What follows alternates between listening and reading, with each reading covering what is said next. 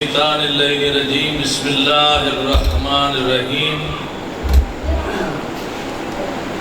الحمدللہ الذی لا یبلغ مدحتہ القائلون ولا یحصی نعمہ العادون ولا یؤدی حقہ المجتہدون الذی لا یدرکہ بعد الحمم ولا ینالہ وصف الفتن الذی لیس لصفتہ حد محدود ولا نعت موجود ولا وقت معدود ولا اجل ممدود فطر الخلائق بقدرته ونشر الرياح برحمته والصلاة والسلام على أشرف الأنبياء والمرسلين سيدنا ونبينا وطبيب نفوسنا وحبيب قلوبنا أبي القاسم محمد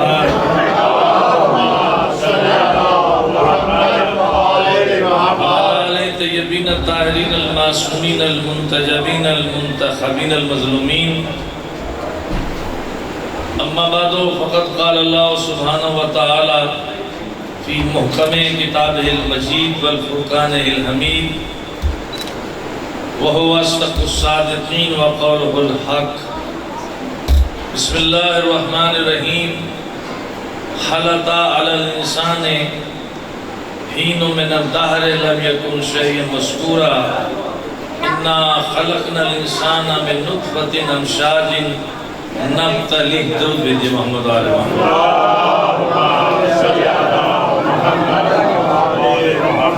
ایک مرتبہ مل کے پھر درود بھیجئے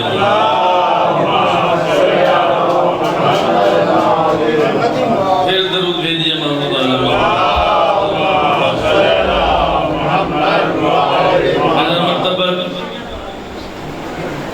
سورہ دہر کا میں نے ابتدائی حصہ تلاوت کی ہے جس میں اللہ آپ کی عظمت بیان فرما ہے۔ عظمت میں نے اس لیے کہا ہے کیونکہ آپ بہت قیمتی ہیں، کیونکہ آپ کو خلق کرنے والا اللہ ہے، تو عام سنت نہیں ہے، آپ عام ایجاد نہیں ہے، آپ کمپنی کے نام سے چیز کی اہمیت بدلتی ہے۔ چیز ایک ہی ہوتی ہے لیکن بنانے والے کی حیثیت سے، نام سے اس شے کی قیمت بھی بڑھ جاتی ہے۔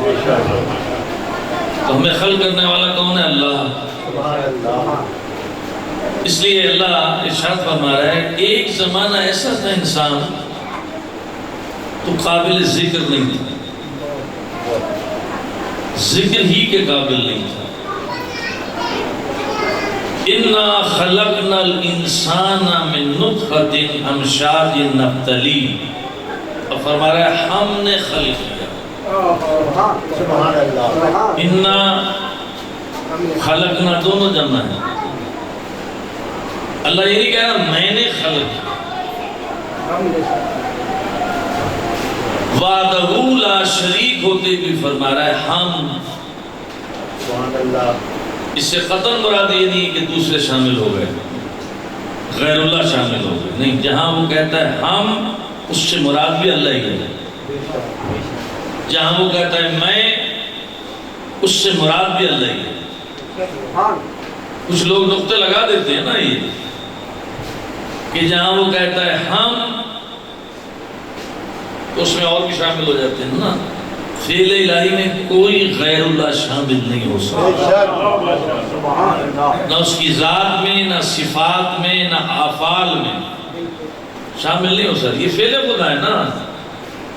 انسان بنانا کس کا فعل ہے بھائی؟ خاموش ہو گیا، گھبرا گیا۔ انسان کس نے بنایا؟ اللہ نے۔ تو پھر اگر ہم کسی کو شامل کریں گے تو شرک تو ہو گیا۔ بس فرق اتنا ہے، دیکھیں اس نے خلافت میں کہا ہے انی جاعل فی الارض خلیفہ، میں نے خلیفہ بنایا زمین میں، آدم کو میں خلیفہ بنانے والا ہوں۔ جہاں اس نے کہا میں انی جاعلک للناس اماما، میں نے انسانیت کا امام قرار دیا ہے۔ لیکن یہاں کیا کہہ رہا ہے؟ اِنَّا خَلَقْنَا الْإِنسَانَ، ہم نے انسان کو خلق کیا۔ یہاں پہ اس نے ہم کہا ہے، دوسرے مقام پہ فرماتا ہے قسمیں کھا کے کہہ رہا ہے والتین والزیتون وطور سینین وہذا البلد الامین لقد خلقنا الانسان فی احسن تقویم، یقیناً ہم نے خلق کیا ہے انسان کو حسین قوام کے ساتھ۔ یہاں بھی ہم کا ہے، سورہ دہر کے آیت کو وہاں بھی ہم کا ہے۔ تھوڑی سی وضاحت ہو جائے، یہ ہم کیوں کہتا ہے؟ جب ذات میں ایک ہے تو کیوں کہہ رہا ہے ہم؟ وہاں کہا ہے میں نے، خلافت میں امامت میں کہا ہے میں نے، انسان کو بنانے میں کہہ رہا ہے ہم نے خلق کیا ہے۔ اچھا قرآن کو نازل کرنے میں بھی نہیں کہہ رہا میں نے قرآن نازل کیا، اِنَّا أَنزَلْنَاهُ فِي لَيْلَةِ الْقَدْرِ، یہ بھی جمع کی چیزیں، ہم نے نازل کیا قرآن کو لیلۃ القدر میں۔ یہاں بھی اللہ نے کہہ رہا میں نے، یہاں بھی کہہ رہا ہم نے قرآن کو نازل کیا۔ اگر آپ قرآن کو سمجھ لیں ہم نے کیوں کہا تو انسان بھی سمجھ جائیں گے۔ سبحان اللہ۔ اس نے توجہ یہ دلائی ہم نے اس قرآن کو نازل کیا، یعنی جہاں وہ کہتا ہے میں، وہ اس کا روٹین کا کام ہے، روز کا کام ہے۔ لیکن جہاں اللہ اپنی تمام صفات کمال و جلال جمع کر لیتا ہے، جتنی بھی اس کی صفات ہے، جمالی جلالی صفات ساری جمع کرتا ہے، پھر کہتا ہے ہم۔ سبحان اللہ،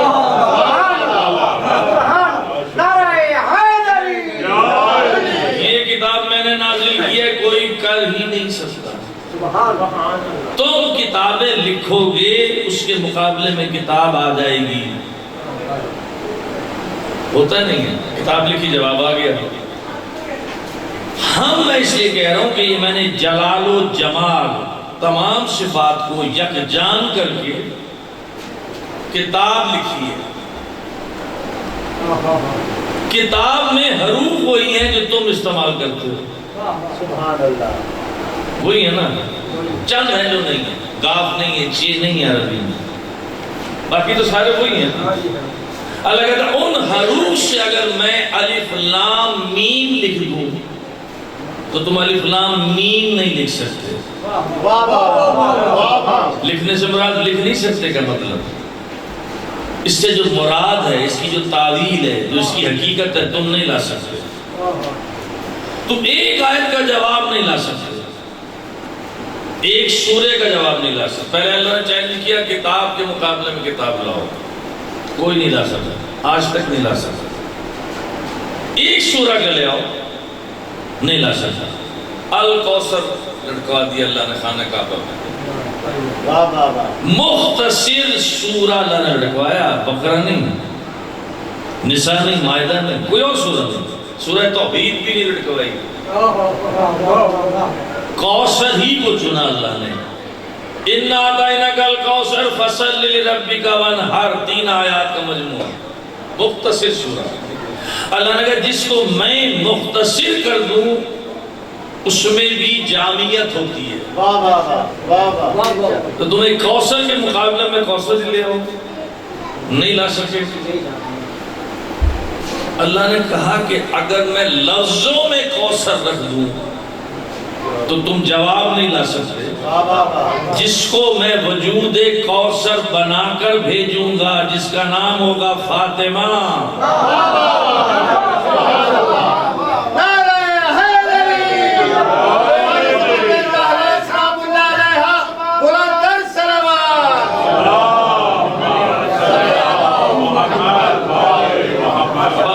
جہاں وہ کہے گا ہم، یہاں بھی کیا کہا اس نے، اِنَّا أَعْطَيْنَاكَ الْكَوْثَرَ، ہم نے کوثر عطا کیا۔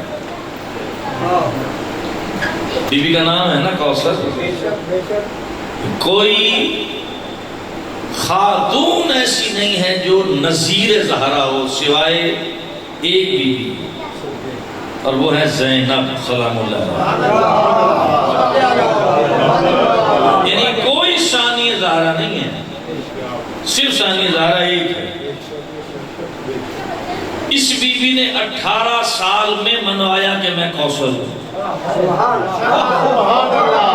کوئی 80 سال تک نہیں منوا سکی، یہ 18 سال میں منوا گئی کہ میں کوثر ہوں۔ کوئی بھی نقص عیب اس بی بی نہیں ملا، مل ہی نہیں سکتا، کیونکہ عطا کرنے والا ہوا۔ اب دیکھیے جہاں اس نے کہا نا ہم تو تمام کمال جمال و جلال کی صفات اکٹھی کر لیتا ہے، لیکن اس کے بعد بھی کچھ فرق ہے۔ قرآن میں اس نے کہا ہم نے نازل کیا، لیکن نازل کہتے ہیں جو اوپر سے نیچے آئے، عروج کہتے ہیں جو نیچے سے اوپر جائے، جس طرح معراج کسے کہتے ہیں؟ نیچے سے اوپر گئے رسول۔ نازل جو ہوگا اوپر سے نیچے ہوگا۔ اللہ نے کہا جب ہم نے قرآن عطا کیا تو زمین پر رسول کو عطا کرتے رہے، جہاں جہاں رسول گیا قرآن آتا رہا۔ لیکن جب ہم نے کوثر عطا کی تو زمین پر نہیں کی، ہم نے اس کو معراج پر بلایا۔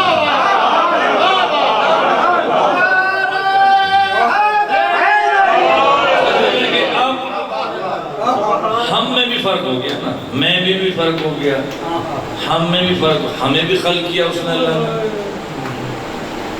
کہہ رہا تمہاری اہمیت یہ ہے کہ میں نے خلق کیا۔ 4 قسمیں کھائیں گے اللہ نے کہ تو عام سند نہیں ہے، تو عام ایجاد نہیں ہو، تو میری سند ہو۔ تو اللہ چیلنج کر رہا ہے کوئی جو ایسا انسان بنا دے؟ کمپیوٹر بنانا اور ہے، انسان بنانا اور ہے۔ یہ انسان ہی نہ ہوتا تو کمپیوٹر کہاں سے لاتے؟ اللہ انسان بنا کر عقل ہی اس میں نہ رکھتا، آپ یہ کہاں سے لاتے بھائی؟ یہ ساری ایجادات کس کی؟ عقل کی۔ جب ہم میں اتنی تھوڑی سی عقل ہو کر اتنی ایجاد کر دیتے ہیں، تو جس کو اللہ نے کائنات کے برابر عقل دے کر مصطفیٰ بنا کر بھیجا ہوگا، وہ کتنا کامل انسان ہوگا۔ رسول اعظم کون ہے؟ جزوی عقل ہے آپ کے پاس، ہم سب لوگوں کے پاس جزوی عقل ہے، لیکن رسول تو عالمین کے رسول بن کر آئے ہیں۔ تو وہاں عقل کتنی ہوگی؟ عالمین کے مطابق۔ میرے پاس نظام تو نہیں ہے کتنی ہوگی، عقل کا کوئی حجم ہے آپ کے پاس؟ یہ عقل کتنی پھیلتی ہے، اس کا وزن کتنا ہے، یہ لمبی چوڑی کتنی؟ عقل تو نور ہے، جس کی معصوم صاحب فرماتے ہیں عقل کی تعریف ہے جس سے تم اپنے مالک کو پہچان کر اس کی عبادت کرو۔ یعنی اللہ کو پہچانو، معرفت حاصل کرو، اس کی اطاعت کرو، اس کی عبادت کرو۔ اس لیے سجدے کا تعلق شعور اور عقل سے ہے۔ جہاں عقل اور شعور نہیں ہے وہاں صرف تسبیح ہے۔ یسبح للہ ما فی السماوات و ما فی الارض، جو کچھ بھی زمین و آسمان سب تسبیح کرتے ہیں، پہاڑ تسبیح کرتے ہیں، پرند تسبیح کرتے ہیں، زمین تسبیح کرتے ہیں۔ لیکن جہاں اللہ نے کہا جہاں ہم نے عقل شعور دیا ہے وہاں سجدہ آ گیا۔ سجدہ دلیل شعور ہے، اگر سجدہ نہیں اس کا مطلب ہے شعور زندہ ہی نہیں۔ سبحان اللہ۔ عقل اس کی زندہ نہیں ہے، زندگی عقل کا دار و مدار ہے سجدہ۔ اگر سجدہ ہے شعور زندہ ہے، اور اگر سجدہ نہیں ہے، میری بات پوری تو نہیں لگ گئی آپ کو؟ بھائی تو سارے سجدہ گزار ہیں، سارے نمازیاں تو گھبرا کیوں گئے؟ ایک درود بھیجیے محمد علیہ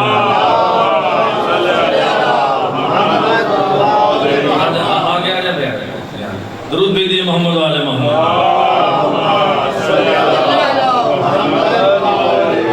تو سجدہ جہاں ہے وہاں کا عقل ہے، شعور ہے۔ انسان کو اس اللہ نے عقل دی ہے، شعور دی ہے، ملائک کو بھی عقل دی، لیکن یہ انسان ملائک سے افضل ہے۔ جہاں میں آپ کو لانا چاہ رہا تھا آپ آ گئے۔ انسان ملائک سے افضل ہے، ملک انسان سے افضل نہیں ہے۔ بعض اوقات یہ انسان ملک سے افضل ہے، یعنی فرشتے سے افضل ہے، بعض اوقات حیوان سے بدتر ہے۔ ملک اور حیوان کے درمیان جو ہے وہ ہے انسان۔ ملک یا عقل ہے، بس نور ہی نور ہے، وہ غلطی نہیں کر سکتا۔ نیچے کون ہے؟ حیوانات۔ حیوان میں نفس ہے، عقل نہیں ہے، یعنی خواہش ہے، بھوک ہے، پیاس ہے، افزائش نسل بھی ہے۔ جو کچھ انسان میں ہے وہ حیوان میں ہے۔ دیکھتا یہ بھی ہے، بچے بھی پالتا ہے، گھونسلے بھی بناتا ہے، رہنے کے لیے جگہ بھی رکھتا ہے، پیٹ بھرنے کے لیے غذا بھی تلاش کرتا ہے، لیکن بس تجھ عقل نہیں ہے، پیٹ بھرنے میں یہ تمیز نہیں ہے کہ مالک کا ہے کہ غیر کا ہے۔ جگہ بیٹھتے ہوئے نہیں دیکھتا کہ یہ مالک کی ہے کہ غیر کی ہے۔ افزائش نسل بھی ہے، نسل بھی بڑھاتا ہے، پالتا بھی ہے، یعنی بچے پیدا کرنا کمال نہیں ہے، وہ حیوان بھی کر رہا ہے۔ کھانا کمال نہیں ہے، وہ حیوان بھی کر رہا ہے۔ پینا کمال نہیں ہے، وہ حیوان بھی کر رہا ہے۔ تو پھر انسان اس سے افضل کیوں ہو گیا؟ یہ تو سب کچھ یہ کر رہا ہے، انسان بھی کر رہا ہے، اس کو انسان کیوں کہا رہا ہے؟ اس میں عقل آ گئی، شعور آ گیا، ساتھ نفس بھی آ گیا۔ اگر نفس کی خواہش کو عقل کے مطابق انجام دے گا تو انسان ہے۔ اور ہم یہ بچے نوجوان ان کے لیے بات کر رہا ہوں میں۔ تسکین نفس کے لیے لفظ بدلوں گا، بہت احتیاط سے پڑھنے کا عادی ہوں، لیکن بچے سمجھ جائیں گے انشاءاللہ، آپ بھی سمجھ۔ تسکین نفس کے لیے آپ پانی پیتے ہیں، پیاس لگے گی تو لذت محسوس کریں، لذت ہی نہیں ہوگی تو پیاس کیسی ہے؟ اس لیے مولا فرماتے ہیں شدید بھوک میں کھانا کھاؤ، کم کھاؤ، لذت ملے گی۔ شدید نیند میں سو تو سونے میں بھی لذت ملے گی۔ اب تو کہتے ہیں مجھے کھانے میں مزہ نہیں آیا، بھائی ٹھہر ٹھہر کے کھاؤ گے تو مزہ آئے گا نا۔ ابھی کھایا 7 بجے، پھر 9 بجے پھر کھا لیا، فجر میں پھر کھا لیا، تو مزہ کہاں آئے گا؟ بھوک میں لذت ہے، پیاس میں لذت ہے۔ ایک لذت انسان نفس کی نفسانی حاصل کرتا ہے، اسی لذت کو اگر نکاح کے ساتھ کرے گا تو عبادت بن جائے گی۔ نعرہ تکبیر، نعرہ رسالت، نعرہ حیدری، حسینیت، یزیدیت، محمد والے محمد کے دشمنوں پہ لعنت، جنود قائم علی محمد بلندتر صلوات۔ اسی نفس کی لذت حاصل کرنا نکاح سے ہوا، عبادت ہو گئی، وہ کام بھی عبادت ہو گیا، اولاد بھی پیدا کرنا عبادت ہو گیا۔ اسی لذت کو اگر حکم الہی سے ہٹ کر کیا، اسی کو حرام بنا دیا۔ لذت ایک ہے، اگر حکم الہی میں ہے تو عبادت، حکم الہی سے ہٹ گئے تو حرام۔ اب آپ سمجھ گئے حلال حرام کیا ہے؟ حکم الہی میں جو رہ کر کرو گے حلال، حکم الہی سے ہٹ گئے حرام۔ یعنی حکم الہی میں اگر آپ ڈھل گئے تو عبادت۔ پھر صرف 5 وقت کی عبادت نہیں ہوگی، صرف نماز عبادت نہیں ہوگی، روزہ عبادت نہیں ہوگا، اگر اس کے حکم میں ڈھل کر یہ سوچ رہے ہو کہ یہاں بیٹھنا چاہیے یا نہیں، اللہ کیا کہہ رہا ہے؟ بیٹھنا عبادت ہو جائے گا۔ اس جگہ سے گزرنا چاہیے یا نہیں، جائے تاہم تو نہیں ہے، بری جگہ تو نہیں ہے، رک گئے کہ یہاں سے نہیں گزروں گا، کوئی الزام نہ آ جائے، وہاں سے رک کر دوسرا راستہ اپنانا بھی عبادت۔ یعنی انسان ہمہ وقت عبادت میں گزارے گا۔ کسی انسان کا چہرہ دیکھنا عبادت نہیں ہے، کسی بھی غیر اللہ کا۔ ہاں، ماں باپ کا چہرہ دیکھنا بھی عبادت ہے۔ روایات میں ہے کچھ کام نہیں کر رہے، خدمت بھی نہیں کر رہے ماں باپ کی، صرف نگاہ محبت سے دیکھ رہے ہو، اللہ کہتا ہے یہ بھی عبادت ہے، کیونکہ یہ میری مظہر رحمت کے جزوی ہیں، جزوی میری رحمت کے جزوی مظہر بن کر آئے ہیں۔ انہوں نے تم پر رحم کیا ہے، تم کسی قابل نہیں تھے، تمہارے ہاتھ میں گرفت کی بھی طاقت نہیں تھی، تم چیونٹی بھی نہیں ہٹا سکتے تھے، یہ رات کو جاگ جاگ کر تمہاری غلاظتوں میں سوتی بھی رہی اور تم سے غلاظت دور بھی کرتی رہی، جس کے چہرے کو دیکھنا بھی عبادت ہے۔ یہ دو قبلے ہیں آپ کے گھر کے اندر، ماں اور باپ۔ ایک تو مکے میں ہے نا، وہاں پیسہ لگے گا،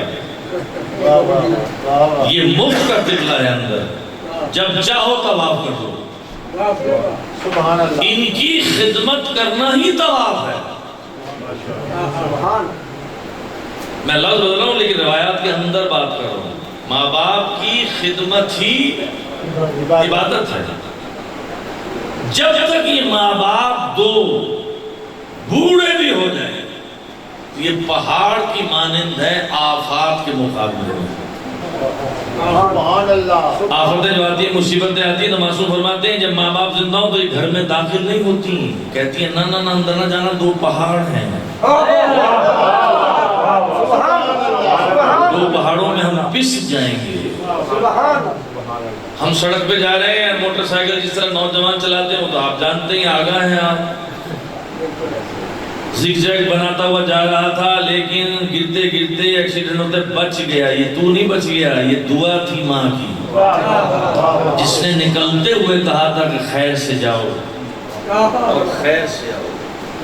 بوڑھے ہیں لیکن اللہ کہہ رہا ہے پہاڑ ہیں یہ دو آفات و بلیات کے مقابلے میں، کیونکہ ان کے لب جب ہلتے ہیں تو بڑے سے بڑا حادثہ ٹل جاتا ہے۔ دو قبلے آپ کے اندر، اس دو قبلوں کی ہمیں خبر نہیں ہے، اس قبلے کی فکر ہے جو اینٹوں سے بنا ہوا ہے۔ اللہ نے کہا یہ سانس لیتے ہوئے قبلے ہیں۔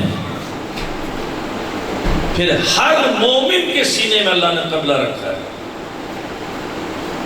وہ ہے قلب، دل۔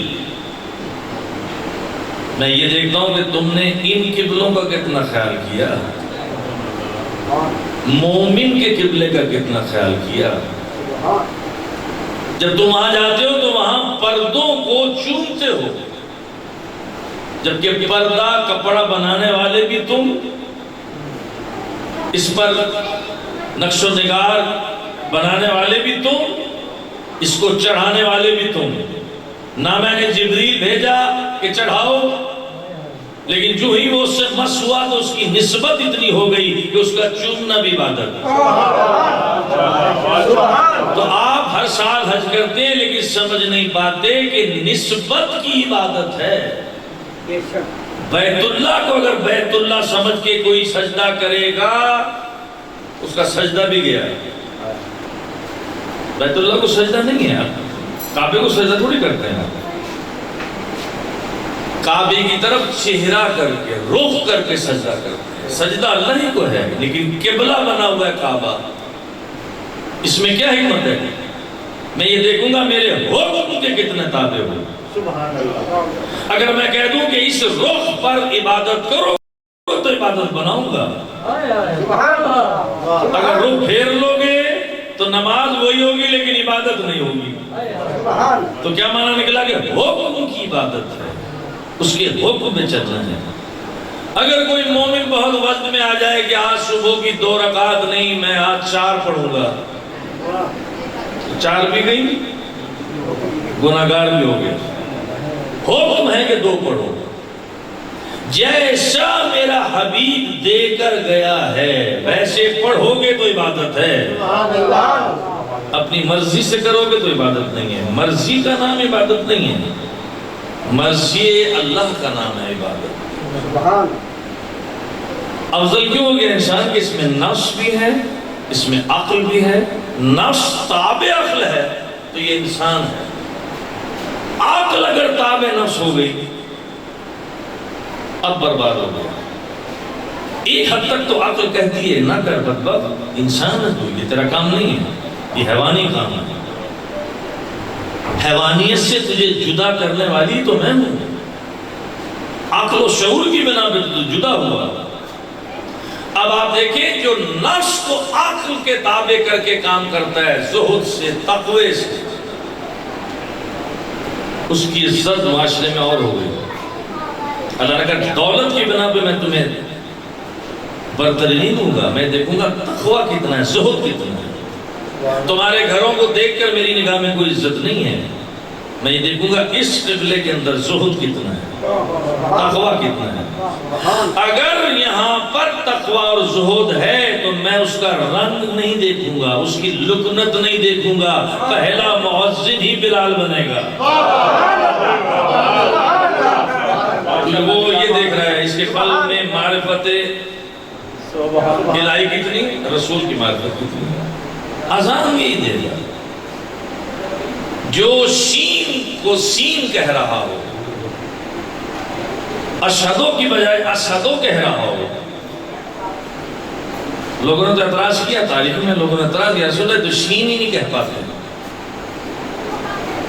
اللہ نے حکم دے، میرا بھی سے کہو سین و بلال شین عند اللہ، بلال کا سین میرے یہاں شین ہے، کیونکہ میں یہ دیکھ رہا ہوں، یہ نہیں دیکھ رہا۔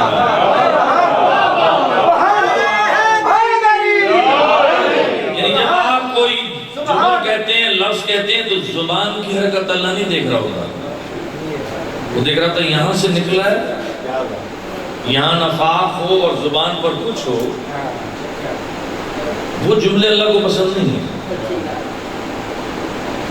یہ بلال جو شین کو سین کہتا ہے، یہی اذان دے گا۔ سب سے پہلی فتح مکہ پر اذان دینے والا کون ہے؟ اتنے صحابی تھے، ایک چڑھا۔ اللہ نے کہا نہ میں نے اس کا پچھلی زندگی دیکھی، یہ غلامی میں گزری ہے، نہ اس کا رنگ، نہ اس کا حسن، کیونکہ میں بنانے والا ہوں، رنگ بھی میں نے بھرا، آنکھیں بھی میں نے بنائی، لیکن میں نے حسن روح دیکھنا ہے کہ اس کی روح کتنی حسین ہے۔ چہرے میں نے بنائے ہیں، چہرے کو حسن دینا یہ نہیں ہے کمال، یہ آزمائش ہماری ہے بھی نہیں کہ میں کریمیں لگاؤں کہ میرا رنگ صاف ہو جائے۔ کیا مانا؟ پیسے بھی برباد، وقت بھی برباد، تو بیماری بھی آ جائے، الرجی ہو جائے۔ یہ کس لیے کرتے ہیں؟ غور کریں گے آپ اس میں کیوں کرتے ہیں؟ لوگ مجھے حسین سمجھیں، اور سے پڑھتا جائیں گے لاجک، کسی بھی کام کی کوئی لاجک تو ہوگی جو کرتے ہیں ہم۔ یہ جا کے جو بیوٹی پارلر پر بیٹھتے ہیں تو دولہا بھی بنتے ہیں نا، مرد بھی جو بنتے ہیں دولہا، تو وہ بھی بیچارے مصنوعی حسن لے کے آتے ہیں،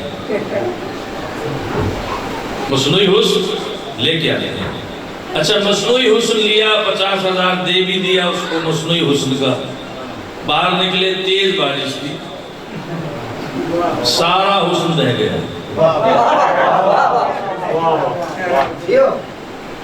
اس کا دیا ہوا جہاں پیسے بھی لگے حسن بہ گیا، اور ایک اللہ نے حسن دے کر بھیجا، کاٹنے پھل تھے لیکن کٹ گئی انگلیاں، قطعنا ایدیہن۔ زلیخا کو کہا تھا یہ کیا کیا تم نے؟ تو قیدی تھا، تم عزیز مصر کی بیوی ہو، کیا کیا تم نے؟ کہا تم نے حسن نہیں دیکھا، اتنی محب ہوئی وہ حسن میں، اذیت ہی نہیں ہوئی انگلی کٹنے کی۔ جو محبیت جب ہو جائے تو اس کو اذیت نہیں ہوتی۔ آج آپ کا علم ثابت کر رہا ہے کہ جب انسان محب ہوتا ہے اس کے پٹھے بالکل ڈھیل ہو جاتے ہیں، اس میں سوئی بھی لگائیں تو اس کو نہیں احساس ہوگا۔ اگر محبیت ہو، اگر محبیت الہی میں نماز پڑھو گے تو بے خبر ہو جاؤ گے، دنیا سے بے خبر۔ پھر اگر تیر لگا ہوا ہو تو رسول کہیں گے کہ جب یہ سجدے میں جائے تو کھینچنا۔ میرا دل نہیں لگتا، میں اپنی بات کروں آپ کی، میرا دل نماز میں نہیں لگتا، بھولی ہوئی ساری چیزیں یاد آتی ہیں، کیونکہ محبیت اس طرف نہیں ہے، بس روٹین میں ایک عمل ہو رہا ہے، نماز کو نماز پڑھ کے کبھی پڑھائی نہیں۔ سمجھا ہی نہیں کہ نماز واجب کیوں ہوئی، سمجھا ہی نہیں کہ مسجد میں نماز پڑھنا زیادہ ثواب کیوں ہے، گھر سے زیادہ ثواب ہے. ایسے ہی ہے، صفوں میں جڑ کے کھڑا ہونا. کورونا تو علیحدہ علیحدہ کر دیا نا. یہ بھی محاسبہ کرنا چاہیے کہ اللہ اپنے دربار میں کھڑے ہوتے ہوئے کہہ رہا ہے تم تو اس قابل ہی نہیں کہ تم ساتھ ساتھ جڑ کے میرے سامنے کھڑے، کیونکہ دلوں سے تو جدا جدا ہو. میں نے تمہیں اپنی صف میں کھڑا کیا تھا اس لیے کہ نمونہ بنو. میں چاہتا ہوں کہ تم ایک جماعت بنو. میں تمہیں اپنے دربار میں ایک جماعت دیکھنا چاہتا ہوں، ہجوم نہیں دیکھنا چاہتا، امت مصطفیٰ دیکھنا چاہتا ہوں. جماعت کا فلسفہ سمجھیں. اگر ساری شرارتیں نماز میں آ رہی ہیں تو جماعت کا کوئی سبب نہیں. اگر میں روزانہ نماز مسجد میں پڑھ کر بدلا ہوں تو اس کا مطلب نماز قبول ہے. اگر صرف سازشوں کے لیے اور شرارتوں کے لیے جا رہا ہوں پھر نہیں بدلے گا، کیونکہ ان الصلاۃ تنہی عن الفحشاء والمنکر، بے شک نماز بے حیائی اور برائی سے روکتی ہے. میرے جملے کو آپ نفی کی طرف لے جائیے گا کہ مولوی صاحب کہہ رہے ہیں میں مسجد میں جاؤ ہی نہیں. جاؤ اس لیے کہ بدلو. فلسفہ جماعت سمجھو کہ یہ پہلی صف میں اللہ کیوں کہہ رہا ہے کہ اپنا کندھے کو اس سے ملاؤ.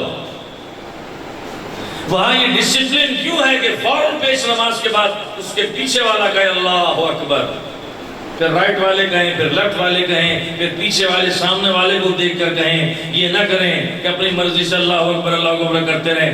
نظم و ضبط رہے. اللہ کہتا ہے میں تمہیں نظم و ضبط چاہتا ہوں زندگی میں. یہاں 70 سال تک جماعت پڑھتے رہے، نظم و ضبط ہی نہیں آیا. اچھا ایک درود بھیجیے محمد علیہ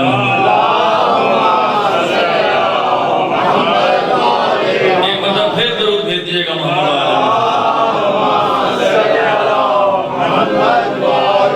یہ پچھلے دنوں میں ایک جگہ گیا تو وہاں پیش نماز کا مقدمہ تھا. اب ہمارے میں بھی اس میں شامل ہوں، آپ بھی نہیں ہیں. 1 سال تو برداشت کرتے ہیں پیش نماز کو، پھر دل بھر جاتا ہے. جیسے ایک دن آلو کھایا دوسرے دن دل بھر جاتا ہے، اس طرح مولوی سے بھی دل بھر جاتا ہے. نہیں جی یہ تو بس ہٹاؤ ان کو. یہ تو میں نے ان سے سوال کیا کوئی ایسا انہوں نے عمل کیا جو غیر شرعی تھا تو وہ بتا دو آپ. نہیں ایسا تو نہیں ہے. پھر کیوں ہٹا دو بھائی؟ تو مجھے کہنا پڑا کہ پہلے آپ نیسم بنے پھر علی کو تلاش کرو. پہلے سلمان بنو، ابو ذر بنو، پھر مصطفیٰ کو تلاش کرنا. خود کچھ بھی نہیں ہو. اسی معاشرے سے نکلا ہے وہ عالم. پہلے اپنے آپ کو صاف کرو، اپنے آپ کو پاک کرو. جب پاک ہو جاؤ گے معاشرہ پاک ہوگا، خود بخود تقویٰ آگے جائے گا. اپنے کو دیکھنا نہیں اور مولوی کو دیکھنا ہے تو پھر تو بے عمل رہ جاؤ گے. نماز پڑھانے والا بھی کوئی نہیں ملے گا. تو اللہ نے کہا میں نے تمہیں نفس بھی دیا، عقل بھی دیا. اللہ نے اسی لیے نہ حیوان کا امتحان لیا نہ ملک کا لیا، ہمارا امتحان لیا. یعنی اللہ آپ سے اتنی محبت کرتا ہے، امتحان لیا ہی اس کو جاتا ہے جس کو آپ درجے بدرجہ بھیجنا. سبحان اللہ نے اس پوری دنیا کو امتحان کا بنایا اور امتحان لینے سے پہلے کتاب بھی دی.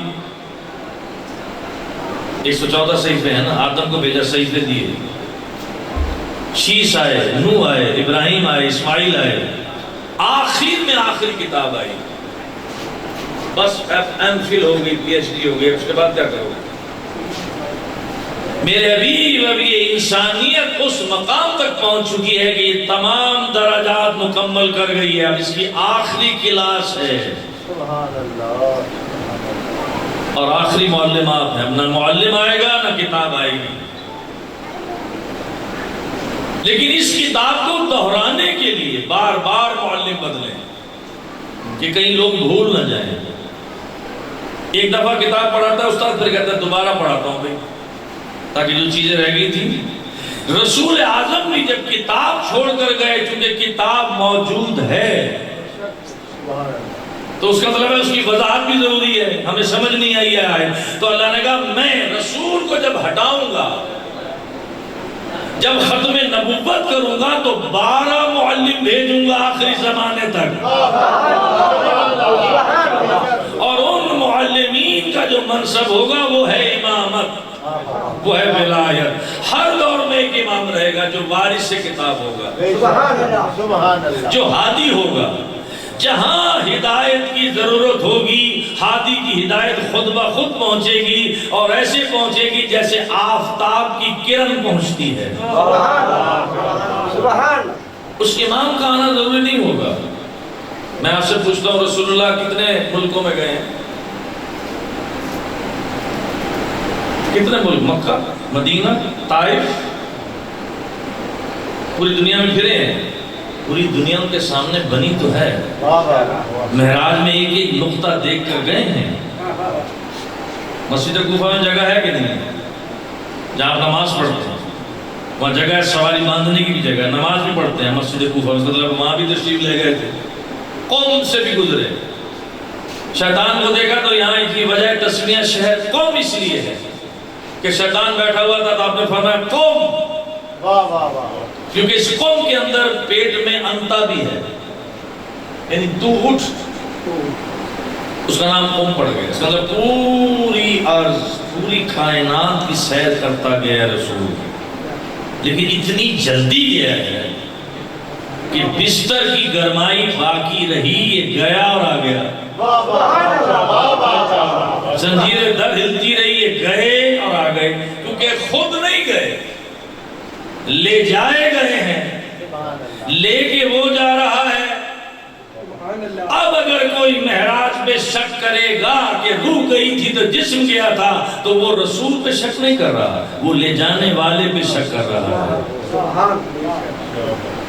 وہ لے جانے والے پہ شک کر رہا کہ وہ لے کیسے گیا. بازار زحمت نہیں ہے، بہت وقت قلیل ہے.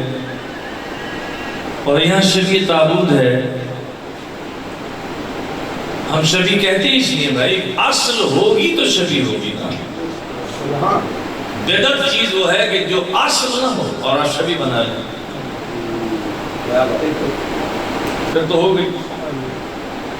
معذرت میں تنقید نہیں کر رہا، تمام اہل اسلام سنتے ہیں، ان کو متوجہ کر رہا ہوں. آپ جو کہتے ہیں نا بھائی ایک دفعہ واقعہ ہوا تھا کربلا کا، ایک ہی دفعہ امام گھوڑے پر بیٹھ کے گئے تھے، وہ زخمی ہوا تھا، پھر وہ واپس آ کے خبر دے کر گیا تھا. اب ایک دفعہ ایک جگہ نکال لیں گھوڑا دلجنا بنا کے.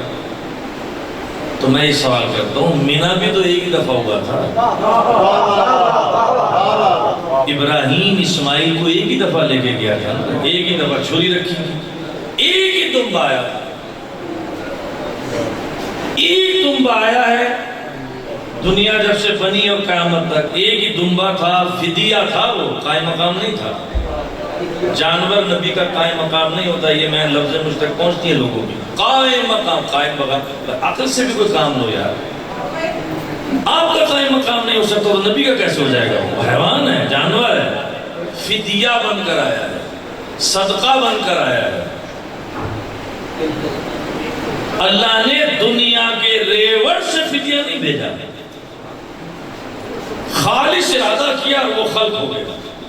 اللہ نے کہا میں صدقہ بھی پیغمبر کا بھیجوں، ارادے سے بھیجتا ہوں، دنیاوی ریوڑ سے نہیں بھیجتا، کیونکہ یہ عام صدقہ نہیں ہے، پیغمبر کی جگہ ہے. تو جب فدیے کی اتنی اہمیت ہے تو وارث رسول کی اہمیت کتنی ہوگی. اب اس کی جگہ قیامت تک، اب تک آج تک جو گزر گئی عید قربان، کوئی ہم نے نو نہیں چھوڑی. بھیڑ بھی کر دی، بکرے بھی کر دیے، دمبے بھی کر دیے، بچڑے بھی کر دیے، اونٹ بھی کر دیے، گائیں بھی کر دی. آیا دمبا ایک تھا. تب ہمارا سوال ہے جب ایک آیا تھا تو ایک دفعہ ہو گیا تھا بس وہ کام. اللہ نے قیامت تک کو جاری کر دیا. واجب ہے مینا میں جتنے حاجی ہیں اتنے ہی جاندار ذبح ہوں گے. مثلا 1 لاکھ ہے تو 1 لاکھ ذبح ہوں گے. تو یا اللہ ایک ذبح ہوا یہ 1 لاکھ کیوں کرا دیے؟ کہ عام نہیں ہے، یہ میرے عشق میں قربانی ہوئی۔ منی کی قربانی کو اللہ کہہ رہا ہے قیامت تک اگر مستطیع ہو جائے تو حج کرو، اور احرام تب توڑو گے جب قربانی دو گے۔ قربانی دو، حلق کراؤ، احرام توڑو۔ حج ہی قبول نہیں کروں گا تمہارا، ساری زندگی احرام میں رہو گے، قربانی نہیں، وہاں واجب ہو گیا یا سنت موقع ہو گیا۔ تمبا تو ایک تھا، اللہ نے کہا میں قربانی نہیں بھولنے دیتا، اولاد کی قربانی بھولنے دوں گا، کیونکہ وہ میرے عشق میں اس نے بیٹا لٹایا ہے۔ ہاجرہ بیٹے کی محبت میں نبی کو بچانے کے لیے دوڑی ہے، وہی صحیح تمہیں رکن بنا کر حج میں رکھ دیا۔ اگر صحیح نہیں کرو گے حج نہیں ہے۔ اگر صحیح کرتے ہوئے ہاجرہ دوڑ جائے جو غیر معصومہ ہے، معصومہ نہیں ہے لیکن دوڑی نبی کے لیے ہے نا، کہ پانی کی تلاش میں، پھر خیال آتا تھا کوئی جانور اذیت نہ دے، پھر پلٹ آتا تھا، اسی طرح تم نے دوڑنا۔ اللہ نے کہا یہ قربانی ہو گئی، اللہ نے قربانی قبول فَتَمَّهُنَّ کی سند دے دی، 100/100 ابراہیم پاس ہو گئے، لیکن ہم نے اس کو بدل دیا، ذبح عظیم کی طرف موڑ دیا۔ معلوم ہے کہ منی بڑی قربانی نہیں ہے، چھوٹی ہے۔ جو اللہ چھوٹی قربانی کو بھولنے نہ دے، وہ ذبح عظیم جو کربلا ہے اسے کیسے بھولنے دے گا؟ اب یہ تمبا اللہ کہہ رہا ہے قرآن مجید میں ہے کہ یہ جتنے قربانی کے جانور ہیں یہ شاعر اللہ ہیں، یہ عام نہیں ہیں، یہ شاعر اللہ ہیں، علامت ہے اللہ کی۔ تو جب تمبا اسماعیل سے نسبت کر جائے تو وہ شاعر اللہ بن جاتا ہے، کیونکہ اصل تھا، وہ ذبح ہو گیا۔ اب جو اس کی نقل لاؤ گے، شبیہ لاؤ گے، اس کے حکام وہی ہو جائیں گے۔ شاعر اللہ ہی ہے، خریدا تم نے بکر منڈی سے، لیکن اب اس کو چھڑی نہ مارنا، اس کو دھکا نہ دینا، اس کو مکہ نہ مارنا، اس کی کلائی کو کوڑی پہ نہ پھینکنا، دفن کرنا، اس کے خون کو دفن کرنا۔ کیوں؟ شاعر اللہ ہے۔ اب آپ سمجھے، جب مجلس میں گھوڑا لباس پہن کر آئے گا تو شاعر اللہ ہے۔ لکڑی بے شمار ہے، جب اس لکڑی کو نسبت علم عباس مل جائے گی تو شاعر اللہ ہے۔ لکڑیاں بے شمار ہے، لیکن جب اس پہ کپڑا ڈال کر قبر حسین سے نسبت دے دو گے تو وہ شبیہ قبر حسین بنے گی، جسے آپ کہتے ہیں تابوت۔ اب تو بدعت نہیں ہوا نا بھائی، دلائل سنیں، جو بچے بیٹھے دلائل سنیں، پوچھیں بدعت کون ہے؟ جو اصل نہیں ہے اس کو ایجاد کر لیا اور شریعت کا حصہ بنا دیا۔ بدعت کس نے بنایا شریعت کا حصہ؟ یہ تو 61 ہجری میں واقعہ ہو گیا، دین تو مکمل ہو گیا۔ نہیں، رسومات راداری، اس کو ادا کرنا بھی آیہ مبدت کی روشنی میں عین عبادت ہے، اظہار مبدت۔ عزیز ترین جب مرتا ہے تو آنسو چھلکتے ہیں، یہ اظہار محبت ہے۔ وہاں تو اسماعیل بچ گیا، حسین کا کون بچا؟ ابراہیم نے لٹایا، بیٹا زندہ کھڑا ہے پہاڑی کے نیچے، لیکن حسین نے جس کو بھیجا اس کی تو لاش اٹھا کر لائے حسین، اور ایک بھیجنے کے قابل ہی نہیں تھا، اس کو آغوش میں لے کر آئے۔ جب تیر لگا ہے تو حسین دیکھ رہے تھے، تیر کھینچا ہے دیکھ رہے تھے۔ یہ واحد لاش ہے جس پر امام نے اپنی ابا ڈال دی۔ اکبر کی لاش پہ ابا نہیں ڈالی، اور محمد کی لاش پہ ابا ڈال کے نہیں لائے، اس پہ ابا کیوں ڈالی؟ یہ خود حرملہ کہہ رہا ہے مختار صفوی کے دربار میں، جب اس نے پوچھا اے ملعون کہیں تیرا دل پسیجہ ہے؟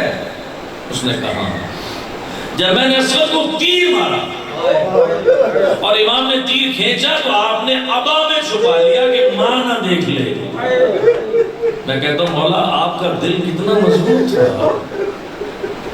آپ کا جگر کتنا مضبوط تھا کہ آپ نے تو برداشت کر لیا، لیکن یہ برداشت نہ کیا کہ ماں دیکھ لے، بہن دیکھ لے۔ اس لیے ہمارے امام فرماتے ہیں، جن کی تعزیت دینے آئے ہیں آپ، کہ کربلا میں کسی بھی آزمائش نے میرے بابا کی آنکھیں بند نہیں کی۔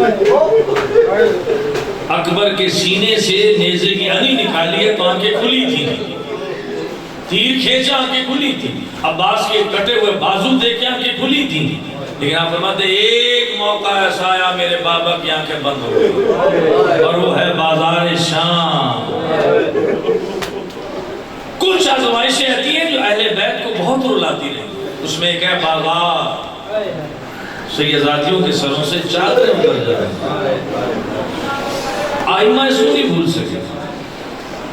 جب بلال نے پوچھا مولا سے 35 برس رو چکے مولا بس کیجئے، فرمایا انصاف نہیں ہے، ایک یوسف گم ہوا تھا۔ یعقوب اتنا رہا آنکھیں سفید ہو گئی، میرے تو 18 یوسف گم ہو گئے۔ اس نے کہا مولا شہادت آپ کا ورثہ ہے، میراث۔ فرمایا ہاں یہ میرا ورثہ ہے، لیکن ماں بہنوں کا بازاروں میں لے جانا یہ تو میرا ورثہ نہیں ہے۔ اب منال کہتا ہے مولا سب سے زیادہ مصیبت کھائی، آپ نے فرمایا الشام، کربلا نہیں فرمایا، شہادت حسین نہیں فرمایا، الشام الشام۔ تو وہ کہتا ہے مولا سب سے بڑی مصیبت شام فرمایا۔ کون سی آزمائش تھی جو آپ گریہ نہیں بھولتے؟ فرمایا ایک آزمائش نہیں تھی، آزمائش پر آزمائش تھی، امتحان پر امتحان تھا۔ ایک آزمائش میں بتاتا ہوں، اے منہال بازار سجائے گئے،